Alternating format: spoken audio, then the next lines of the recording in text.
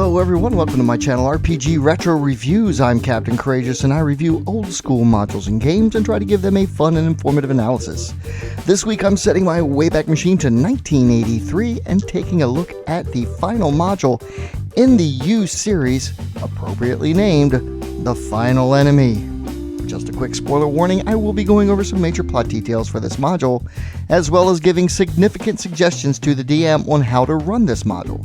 So if you're a player who wishes to play in it, you might want to direct your DM to this video. Hey, just a quick channel announcement before I begin. I'm extremely happy to announce the official launch of my Teespring store, Ye Old School Shop. I've engaged the talents of fantasy artists and cartoonists James V. West and Phil Stone.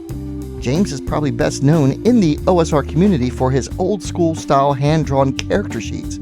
His work was prominently featured during the launch of the Blue Home Journeyman rules as well as Old School Essentials. As such, I'm excited to be able to hire him for this project. I've also commissioned artist Phil Stone, whose artwork is featured in quite a few gaming publications, and he did a great job on this foul-looking troll. I fully intend to engage the talents of other old school artists for some fun original art that reflects the philosophy of this channel, and for the first piece, James did a phenomenal job with this adorable dragon. D20 in its claws, encouraging the viewer to game on. Another great way to help support the channel and get some great game swag to bring to your gaming table. From your official gaming t-shirt to a bag to carry your gaming stuff, or just a mug to hold a brew of your choice while you slay orcs and dragons. Check out yeoldschoolshop.com. Patrons to the channel receive a 15% discount on all merchandise. Patrons, the checkout code is in your Patreon messages. Links to the Teespring store, Ye Old School Shop, and purchase links are below the description. What other old school style images would you like to see? Please let me know in the comments below, and maybe your idea might just show up in the shop. Alright, with that bit of business out of the way, let's begin. I've already reviewed both U1, The Sinister Secret of Salt Marsh, and U2, Danger at Dunwater. U3 wraps things up with a somewhat straightforward scouting mission on the stronghold of the Sahuagin that have displaced the tribe of lizardmen and pose a dire threat to the settlement of Salt Marsh.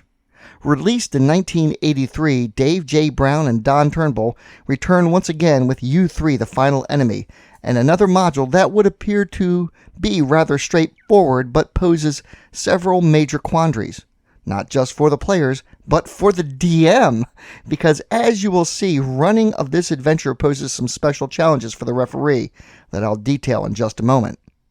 Given the special challenges of this module, unless the DM is being particularly generous, any direct assault by the player will most likely result in significant losses, if not a total party kill. Thus, it is incumbent that the DM relay the parameters of the mission to the players. If they insist on a direct assault with their limited forces, well, that's on them, but this needs to be communicated clearly to the players. The Saltmarsh Town Council, having affirmed the alliance with the Lizardmen, and now set their sights on a full assault of the Sahuagin stronghold. But before that can happen, and to help assure the success of the assault, they will once more engage the talents of the PCs for a scouting mission.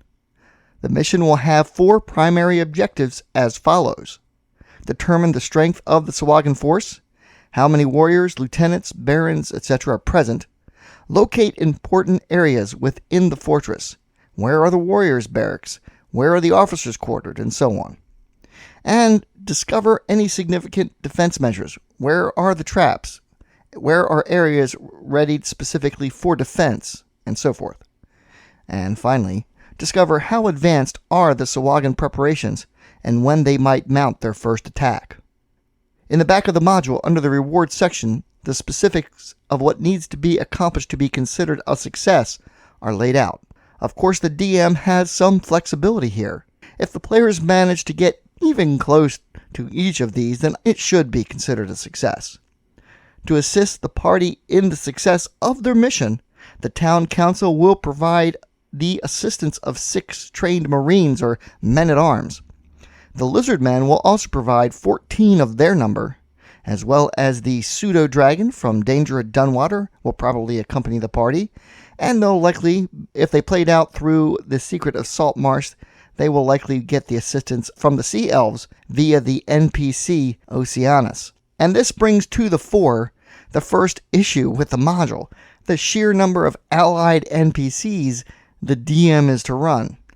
Certainly this task can be parceled out among the player characters, and the DM should probably create some stat sheets to give as handouts to the players to help with this. Furthermore, if the players do have the help of the Lizardmen from the previous module, then the Lizardmen provide some crude hand-drawn maps of the complex's 3 levels.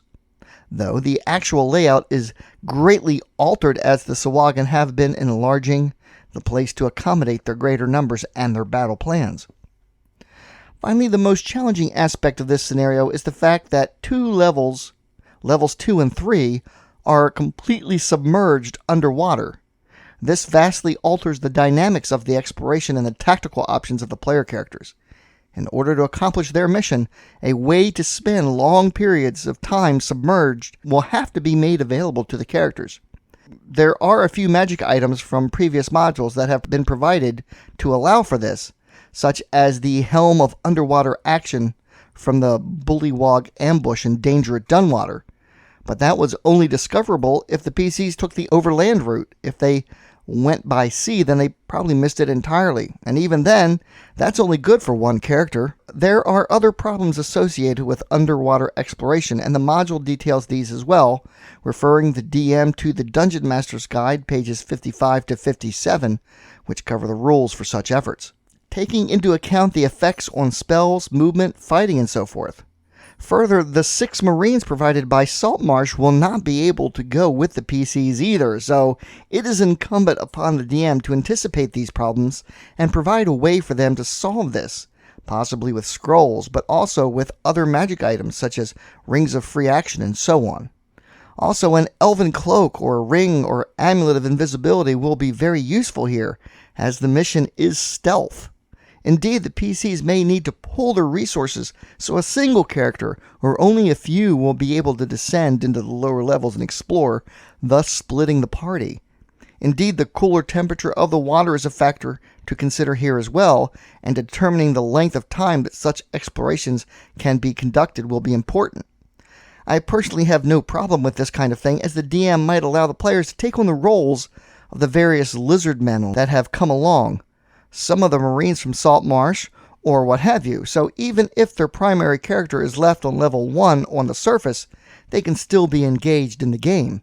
This could be a lot of fun with scene shifts, with some PCs and lizardmen exploring the underwater areas, while the rest are left on level 1, and perhaps getting discovered by a returning patrol. A great opportunity for split action, and if put off correctly could really make for a memorable adventure. This tactic also alleviates the DM and the players from having to manage too many characters at one time. However, it is highly likely that the DM will find the massive party split up at some point, as that will be the best way to cover the most ground faster. Certainly, the lizardmen will be the most efficient in exploring the underwater areas of the complex. Try to give these lizardmen some personality, name them, or even better yet, let the players name them. Don't just provide the stat sheets, provide a little background summary on the lizardman character. Nothing elaborate, maybe 1 or 2 paragraphs at most. The key is, once you name the NPC and give them some personality and desires, they'll become more real to the players that will make the adventure far more engaging. Another complication to consider is the path taken to get to the lair to begin with. The most logical tactic is to travel by ship, and the module suggests using the map and statistics from the smuggler's vessel, the Sea Ghost, from U1, the Sinister Secret of Salt Marsh. This is a great idea, but it comes saddled with problems of its own. If anchored too close inland, it will be discovered by the Sahuagin patrols, and most likely captured or destroyed. All of this taking place off-screen, as it were, while the heroes are off exploring the Sahuagin complex. So when they return to the ship, they may find themselves stranded in the dangerous marshlands. The U series has been so clear to this point on giving instructions to the DM, and the module does a fairly good job as well, but the scenario itself comes packed with challenges to running it successfully, and as you can see, not all of them are really addressed. The Sahuagin stronghold is packed with hundreds of Sahuagin, and if the PCs attempt to engage them, not only is the fight going to be a pain to run with so many NPCs to run on both sides, and the underwater challenges are going to be needed to be taken into account, this is a lot of work for the DM. Furthermore, it's highly likely the PCs will be killed under such circumstances. If your group is one of the murder hobo variety, this module may not be for them. But then again, that can be said for the entire U series. Given this, a lot of DMs found this module such a pain to run they just skipped it. But I think with the suggestions I made above that it could be an absolute blast to run and play and provide a unique and exciting adventure experience. Like the other modules in this series, the outstanding front and back cover art is by Dave DeLue, and a lot of great interior pieces by Keith Parkinson. The underwater scenes here are very evocative and haunting. Overall, Keith Parkinson's interior art is just great, as you can see here, and I especially like this color pencil piece of the ship's crew. Getting an original copy off eBay or auction sites is going to cost around $40 or more depending on condition and completeness, with some copies going for a lot more. Once again, if you desire to get an original copy, exercise caution as the print-on-demand copies are showing up as well in the $20 to $25 range. These are glossy and perfect bound versus the saddle-stitched originals.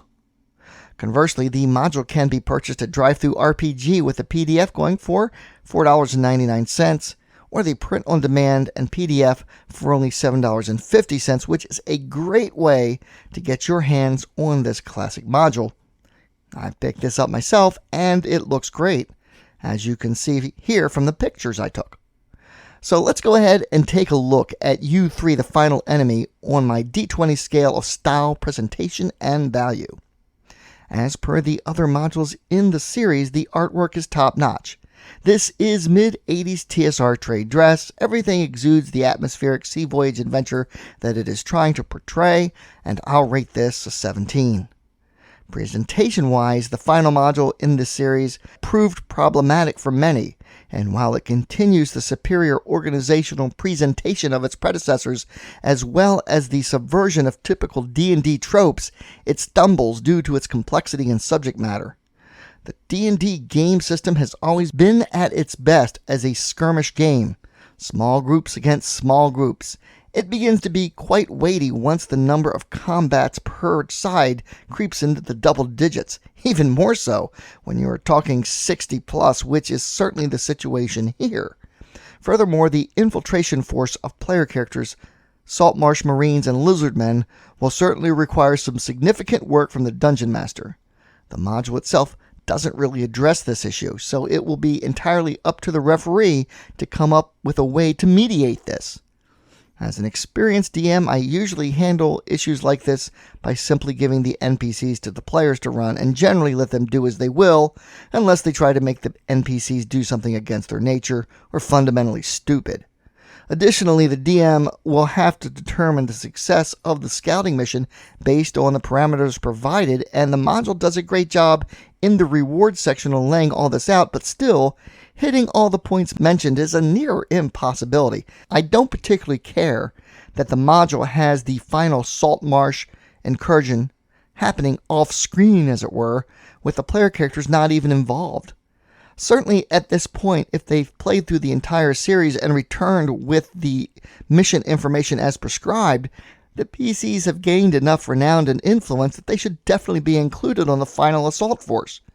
Not being present kind of defies sense and logic to me. Thus, the DM will have to do a lot of prep work before play begins, and will further have to tread carefully to keep things both fun and dangerous and on track, without appearing too heavy-handed. I have no doubt that a lot of DMs took a look at what was required to run this module, promptly closed the covers and put it on their shelf and forgot about it. I'm going to rate this a 12. Finally, let's talk value. As I've said before, I'm not a fan of the overinflated collector's prices on eBay, especially for a module like this that saw wide distribution.